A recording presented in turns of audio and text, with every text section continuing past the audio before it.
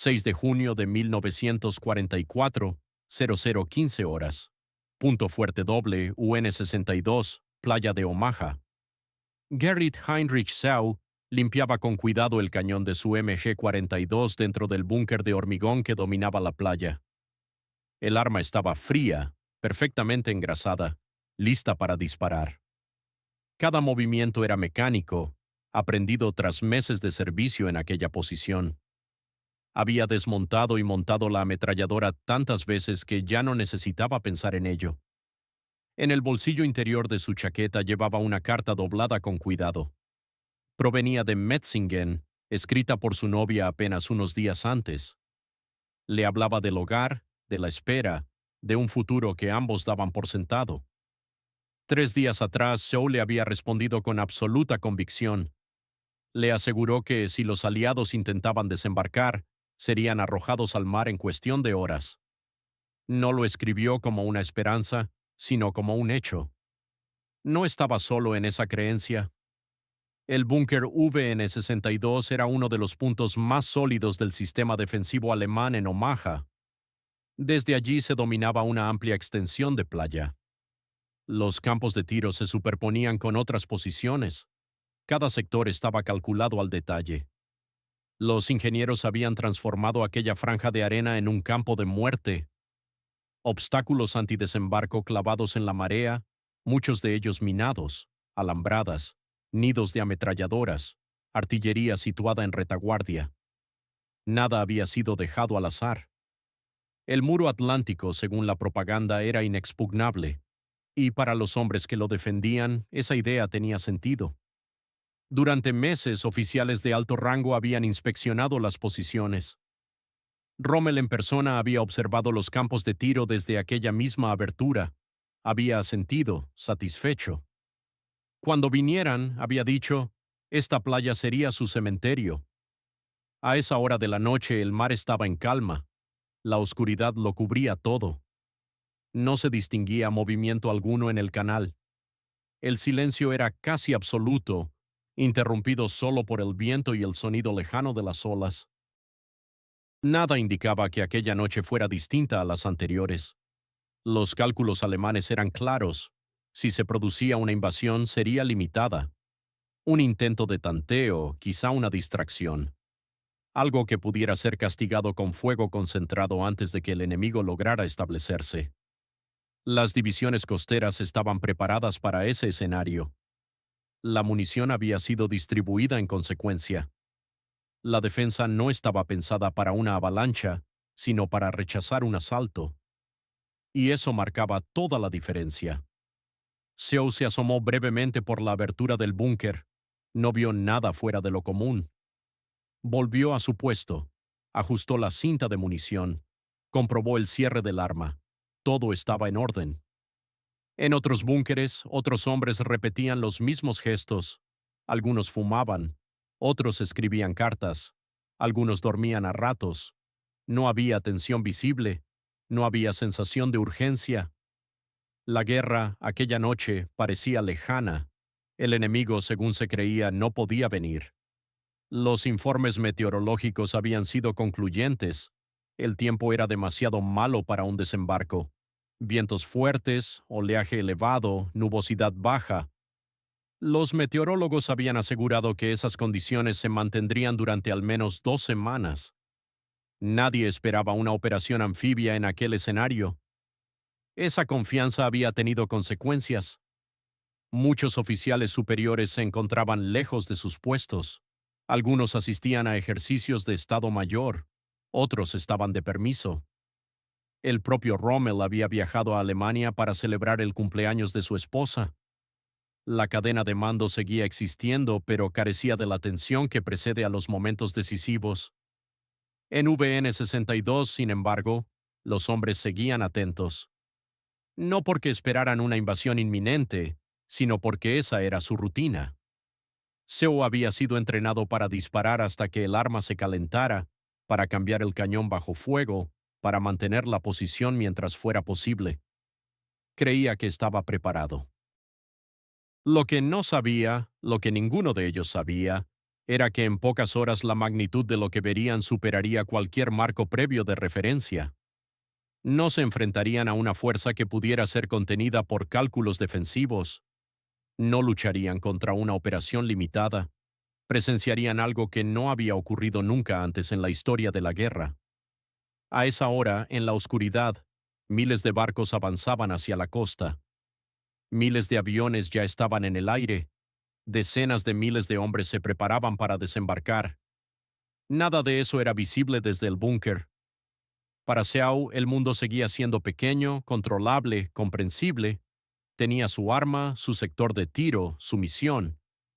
El enemigo era una abstracción lejana, una posibilidad futura. La noche avanzaba lentamente.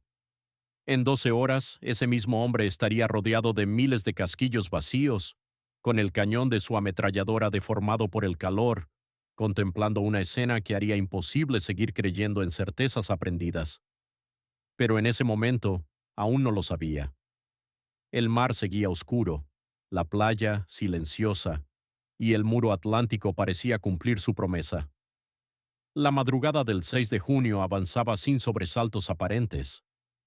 En los búnkeres los relojes marcaban el paso del tiempo con una lentitud casi irritante.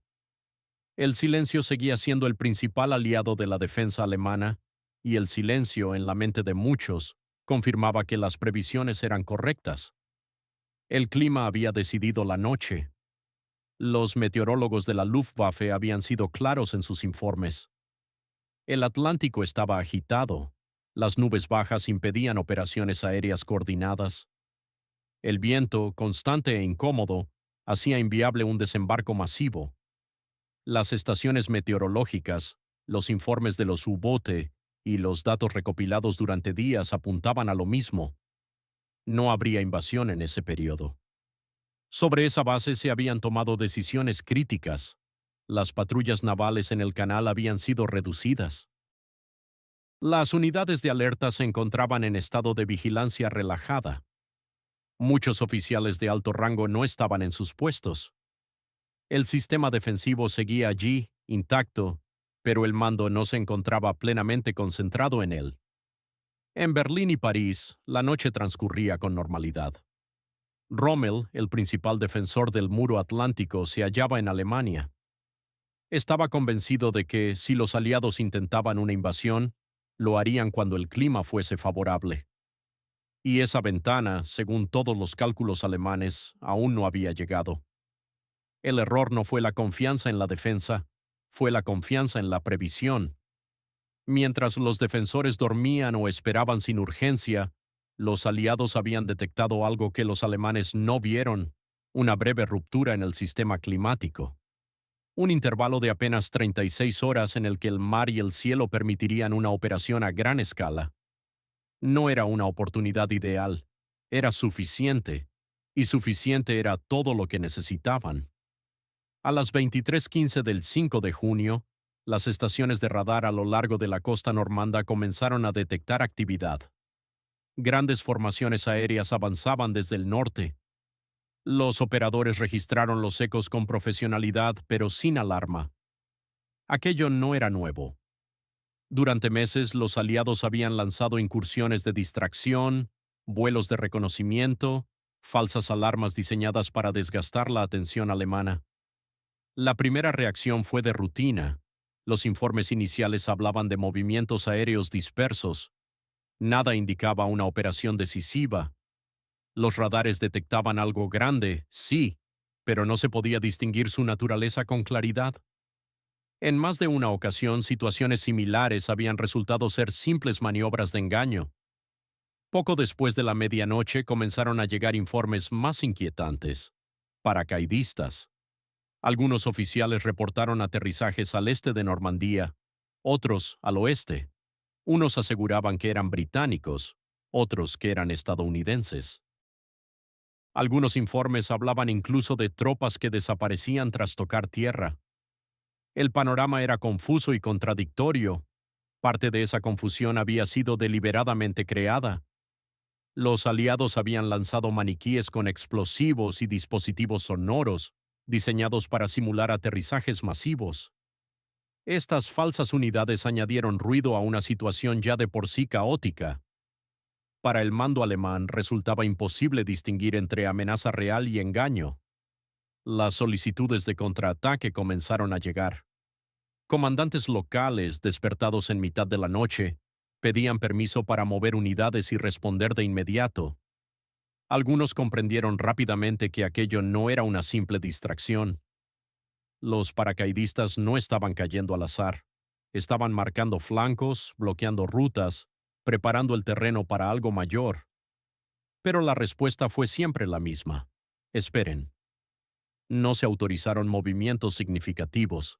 El sistema de mando alemán, rígido y centralizado, exigía confirmación antes de actuar. Nadie quería ser el oficial que reaccionara de forma exagerada ante una falsa alarma.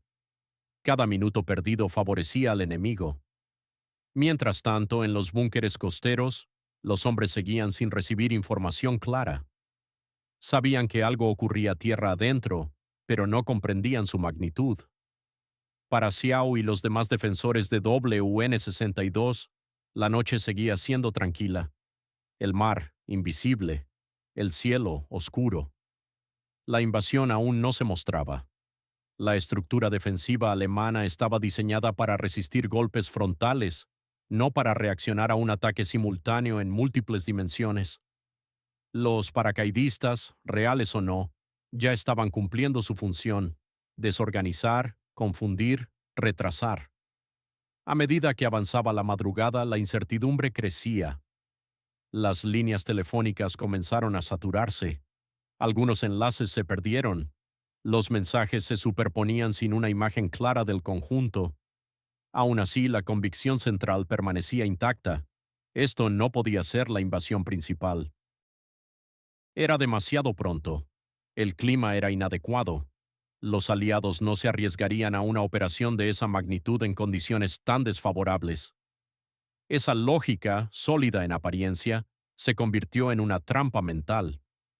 En WN-62, Xiao revisó su arma una vez más, ajustó la posición, se sentó a esperar. No tenía órdenes nuevas. No había señales visibles de peligro inmediato. La defensa alemana estaba preparada para luchar, pero aún no estaba preparada para comprender. El tiempo seguía avanzando, y mientras los informes se acumulaban sin respuesta clara, en el Canal de la Mancha la mayor armada jamás reunida continuaba su avance, acercándose a una costa que todavía creía tener el control de la situación. La puerta no se había roto, había sido dejada entreabierta. A las 5:30 el cielo comenzó a aclararse. No fue un amanecer abrupto. La luz apareció lentamente, filtrándose a través de las nubes bajas, revelando el mar metro a metro. Los observadores alemanes, apostados en posiciones avanzadas a lo largo de la costa normanda, realizaron el mismo gesto que habían repetido cientos de veces: mirar al horizonte. Lo que vieron no encajaba en ninguna experiencia previa. Al principio, la mente intentó simplificar la imagen: algunas siluetas oscuras, quizá barcos de patrulla, luego más y más. El mar no estaba vacío, estaba cubierto. No se trataba de una formación aislada ni de una flota convencional. Desde un extremo del horizonte hasta el otro, la superficie del canal estaba ocupada por embarcaciones de todos los tamaños. Grandes buques de guerra, transportes, lanchas de desembarco, dragaminas, remolcadores. Una masa continua que avanzaba de forma ordenada y silenciosa. Los primeros informes hablaron de una gran concentración naval. Pocos minutos después, la palabra cambió: armada. La magnitud era difícil de procesar. No decenas, no cientos, miles de barcos. Nunca antes se había reunido una fuerza naval de tal tamaño. Para los defensores alemanes, educados en la idea de un enemigo limitado y dividido, la visión fue psicológicamente devastadora. En los búnkeres los hombres se quedaron en silencio. En WN-62, Xiao se acercó a la abertura de tiro. Ajustó los ojos a la luz creciente, vio las formas moverse sobre el agua, avanzando sin prisa aparente. No eran fantasmas ni reflejos, eran reales, y no dejaban de llegar. Durante unos instantes nadie habló, no porque faltaran órdenes, sino porque faltaban palabras. A las 5:35, el primer disparo de la artillería naval rompió el silencio. No fue un impacto aislado, fue una descarga. El suelo vibró como si la tierra misma hubiera sido golpeada. El hormigón crujió, polvo y fragmentos cayeron del techo del búnker. Algunos hombres fueron lanzados contra las paredes, otros quedaron aturdidos, incapaces de reaccionar. El bombardeo no se parecía a nada conocido. Los alemanes habían soportado ataques aéreos, artillería pesada, incluso bombardeos prolongados. Pero aquello era distinto. Los proyectiles navales, de gran calibre, caían con una regularidad implacable. Cada impacto levantaba columnas de tierra y fuego. Las fortificaciones diseñadas para resistir cualquier ataque comenzaron a agrietarse. Algunos búnkeres quedaron sellados por derrumbes, otros se abrieron como si hubieran sido golpeados con un martillo gigante. El concepto de protección absoluta se desmoronó en minutos. En el mar los barcos aliados avanzaban mientras disparaban sin cesar. No buscaban precisión quirúrgica, buscaban saturación. Cada punto sospechoso era castigado, cada posición conocida, machacada. Donde antes había una estructura sólida, ahora quedaba un cráter. Los hombres dentro de las posiciones alemanas comenzaron a comprender que el ataque no tenía límite visible.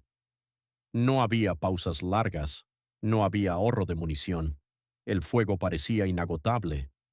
La Luftwaffe no apareció. Algunos soldados miraban al cielo esperando ver aviones propios.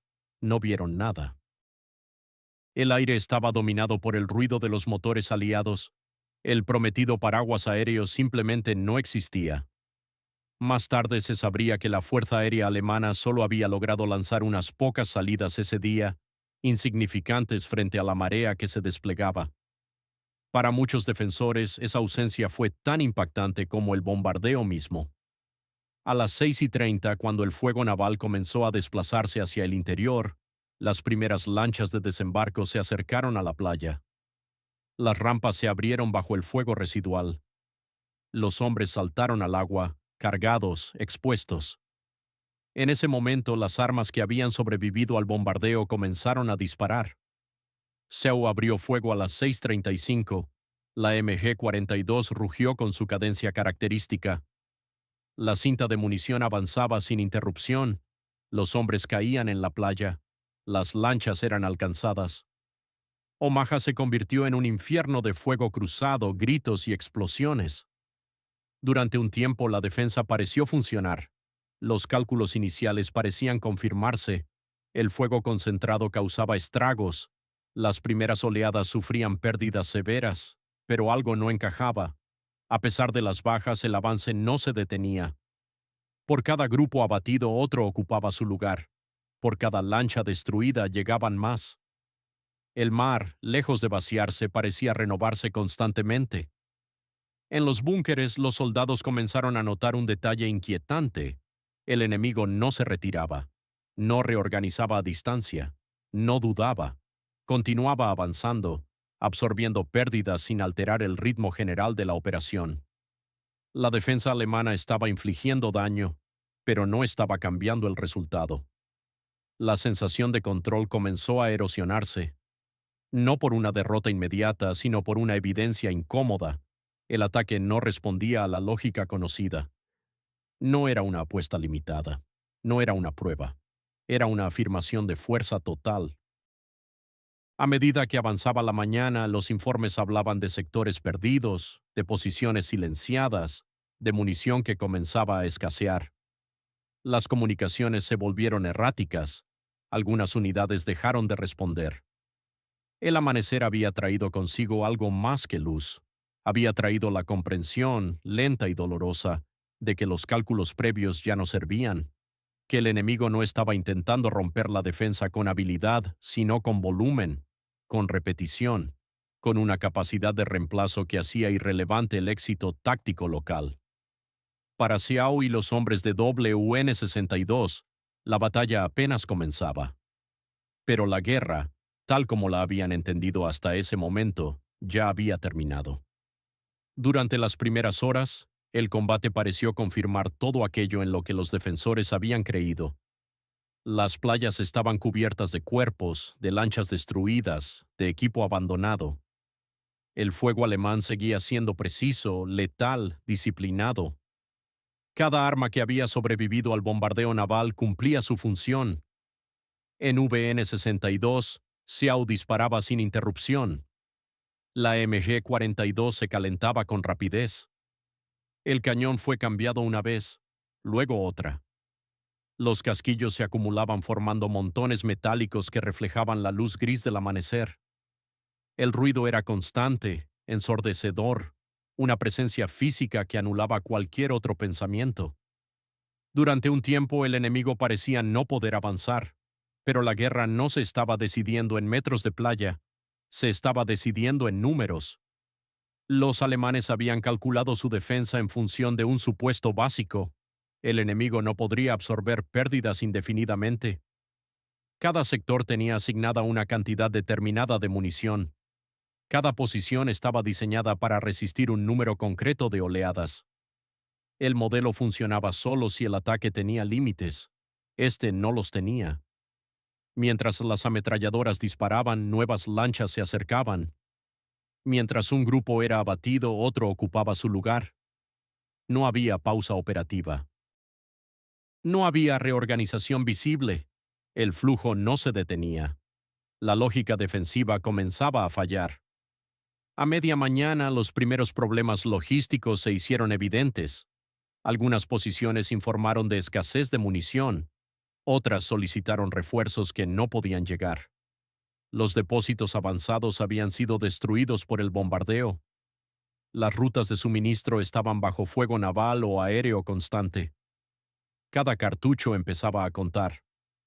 En contraste, el enemigo parecía disparar sin preocupación.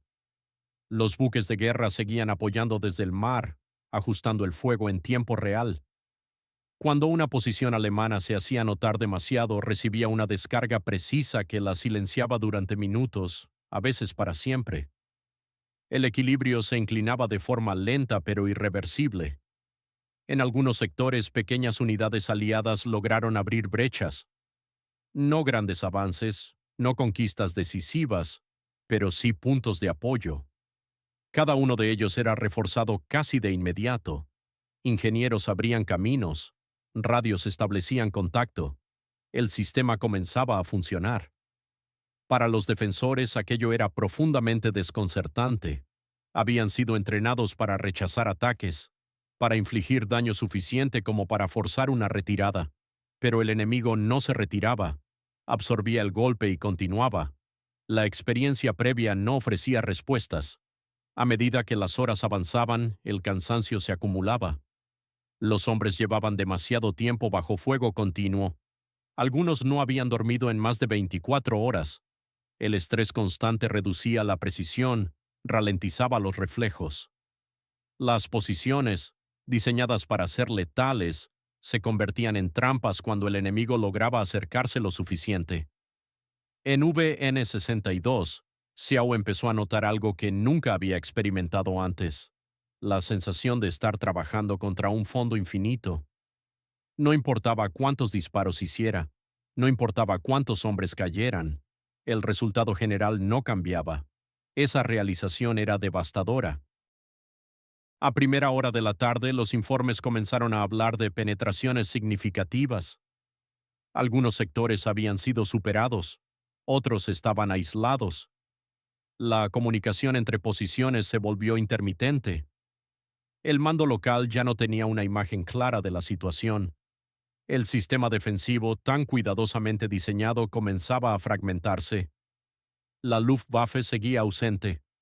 Los pocos intentos de intervención aérea fueron rápidamente neutralizados. El cielo pertenecía por completo al enemigo. Cada movimiento alemán era observado. Cada concentración atacada. La superioridad aérea, una vez perdida, amplificaba todos los demás problemas. Las reservas, clave para cualquier contraataque efectivo, permanecían lejos. Las órdenes para moverlas llegaban tarde, se contradecían o eran directamente canceladas. El tiempo jugaba en contra de la defensa. Cada minuto reforzaba al atacante y debilitaba al defensor. Para los soldados en primera línea, la conclusión comenzaba a imponerse sin necesidad de palabras. No estaban siendo derrotados por falta de valor ni por errores tácticos inmediatos. Estaban siendo superados por un sistema capaz de reemplazar hombres, armas y vehículos más rápido de lo que podían ser destruidos. Un sistema que no dependía de éxitos locales, sino de presión constante. Un sistema que convertía la resistencia heroica en un retraso, no en una solución. Esa tarde en Omaha, la guerra dejó de ser un enfrentamiento entre soldados y se convirtió en una ecuación imposible de equilibrar. Seow siguió disparando mientras pudo, cambió el cañón una vez más, ajustó la posición, cumplió con todo aquello para lo que había sido entrenado, pero incluso él comprendía, aunque no quisiera admitirlo, que el resultado ya no dependía de su posición. La playa seguía ardiendo, el enemigo seguía llegando, y la defensa por primera vez comenzaba a quedarse sin respuestas. La matemática de la derrota no se anunciaba con una explosión final. Se imponía de forma silenciosa, proyectil a proyectil, minuto a minuto. Y aún quedaban dos partes más de la historia. A media tarde del 6 de junio, la batalla había entrado en una fase extraña.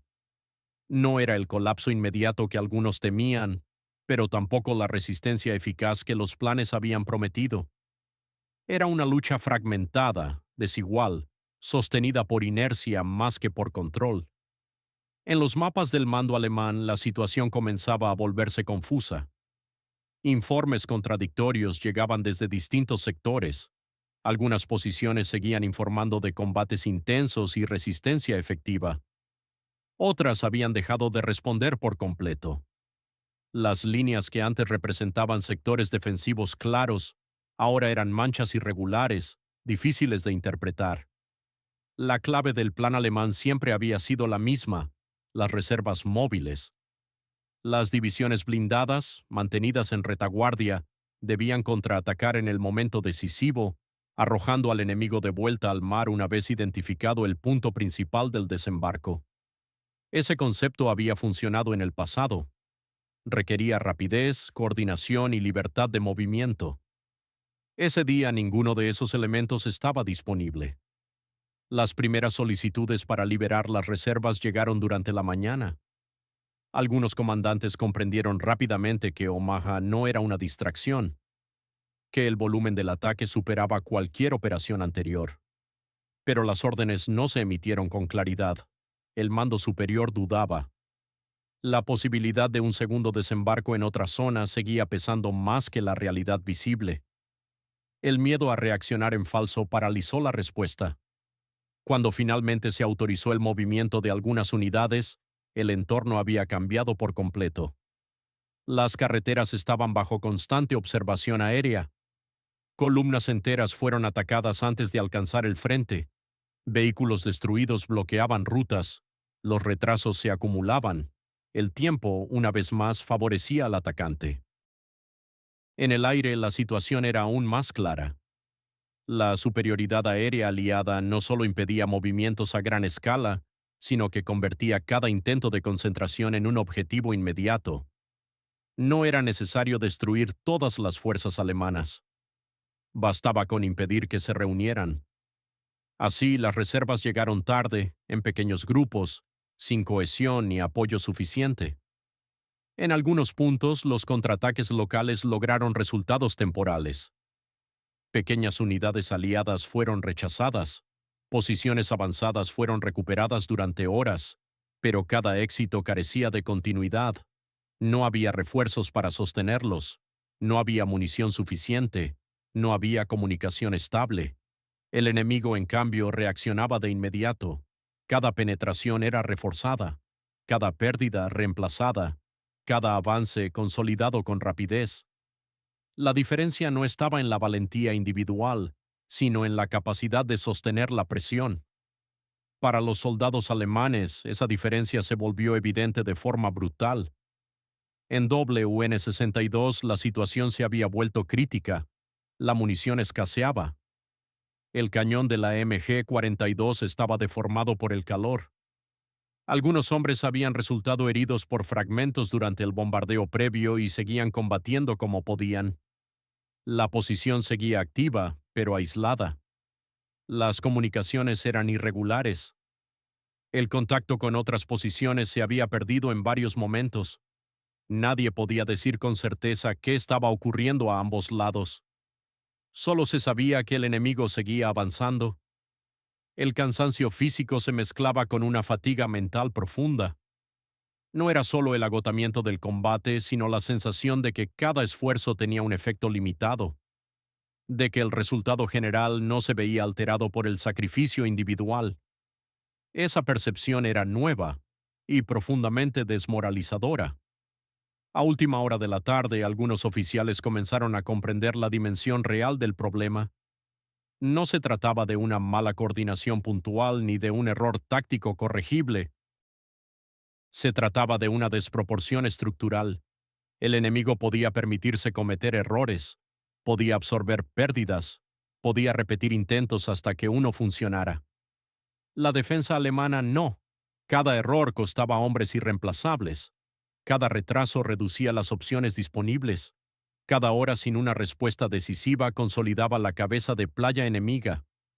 Las reservas, el elemento que debía decidir la batalla, habían llegado fragmentadas o no habían llegado en absoluto.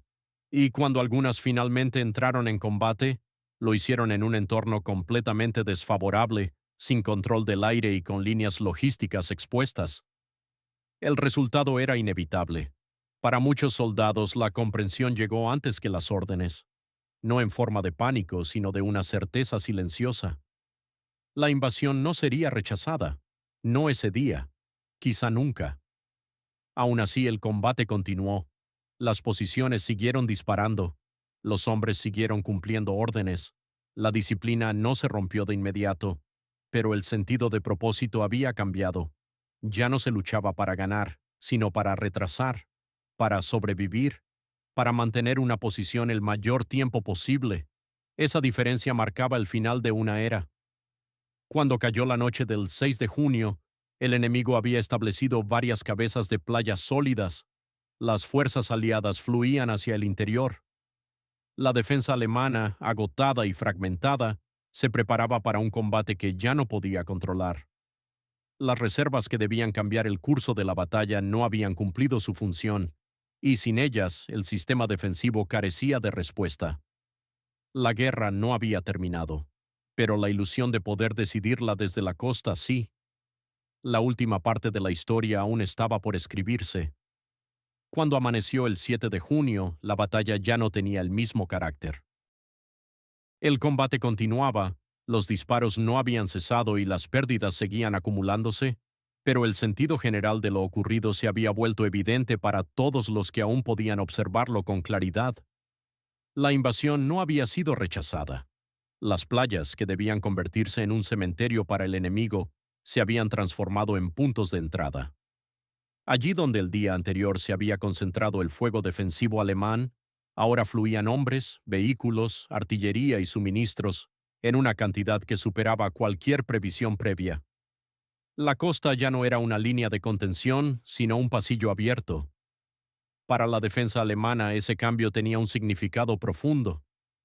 Durante años la preparación había girado en torno a la idea de que una invasión aliada sería vulnerable en sus primeras horas, que el momento decisivo sería el contacto inicial, que si ese momento se resistía con suficiente dureza, el enemigo se vería obligado a retirarse. Esa lógica había guiado la construcción del muro atlántico, la distribución de las armas y la asignación de recursos. En Normandía esa lógica se había roto, no porque las posiciones no hubieran combatido, no porque los soldados no hubieran cumplido su deber, sino porque el enemigo había llegado con una escala que anulaba el concepto mismo de rechazo. En los días posteriores los informes comenzaron a adoptar un tono distinto. Ya no se hablaba de detener la invasión, sino de contenerla, de retrasarla, de reorganizarse tierra adentro. Las palabras habían cambiado, y con ellas la realidad que describían. Los oficiales más experimentados comprendieron rápidamente lo ocurrido. No era una derrota táctica aislada. No era el resultado de una mala noche o de una serie de decisiones desafortunadas. Era la manifestación de una diferencia estructural que había estado presente desde el inicio. Los aliados no habían ganado solo por sorpresa ni por valentía individual. Habían ganado porque podían sostener la operación indefinidamente. Porque cada pérdida podía ser reemplazada. Porque cada error podía corregirse con más recursos. Porque la guerra para ellos no dependía de un momento decisivo, sino de una presión constante. Normandía no fue una batalla clásica, fue una demostración. Para hombres como Shaw, esa conclusión no llegó en forma de análisis estratégico, sino como una experiencia vivida. Tras horas de combate, cuando el ruido comenzó a disminuir y el enemigo se estableció firmemente en tierra, la sensación dominante no fue el miedo, sino el vacío. El combate había exigido todo lo que podía ofrecer, y aún así, no había sido suficiente. Las posiciones que habían resistido hasta el límite fueron finalmente superadas o aisladas. Algunas quedaron inutilizadas, otras fueron abandonadas. Los hombres se retiraron cuando ya no había munición, cuando ya no había órdenes, cuando continuar carecía de sentido operativo. No hubo una rendición formal en muchos sectores, solo el cese gradual de una resistencia que ya no influía en el resultado. En los días siguientes el avance aliado se aceleró. Las carreteras se llenaron de columnas interminables. La aviación dominó el cielo sin oposición real. Las fuerzas alemanas, privadas de movilidad y comunicación, se vieron obligadas a retroceder una y otra vez. El frente occidental, que durante años había sido considerado secundario, se había convertido en el escenario decisivo. Normandía dejó una lección clara, aunque amarga. En la guerra moderna, la valentía individual y la preparación táctica seguían siendo necesarias, pero ya no eran suficientes. El resultado se decidía en otro nivel, en la capacidad de producir, transportar y reemplazar a una velocidad que el adversario no podía igualar. Esa realidad no se manifestó de golpe, se hizo evidente con el paso de los días. Cuando los oficiales alemanes revisaron los acontecimientos con mayor distancia, muchos reconocieron el mismo patrón. Cada decisión defensiva había tenido sentido dentro de un marco que ya no era válido. El error no había sido táctico, sino conceptual. Se había preparado una defensa contra una invasión limitada. Se había enfrentado una guerra industrial total.